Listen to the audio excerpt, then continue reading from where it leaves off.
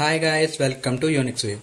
ఈరోజు మీ ముందుకు తీసుకొచ్చాం Sabdham movie review, directed by Arivazhagan, starring Aadhi Pinisetty.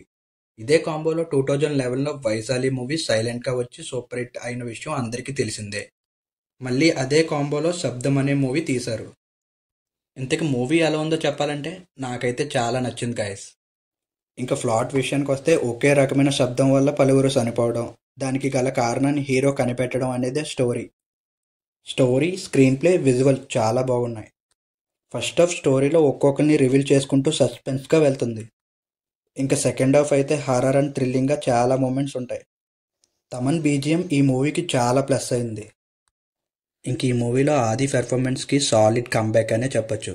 Vaishali తర్వాత మళ్ళీ ఆ రేంజ్లో ఆది యాక్షన్ ఉంటుంది. ఇంక ఈ మూవీలో సిమ్రాన్, లైలా, లక్ష్మీ మీనన్ వీళ్ళ యాక్షన్ చాలా బాగుంటుంది. మూవీలో ఉన్న హర్రర్ సీన్స్ అండ్ బీజిఎంకి ఈ మూవీ థియేటర్లో ఎక్స్పీరియన్స్ చేస్తే చాలా బాగుంటుంది.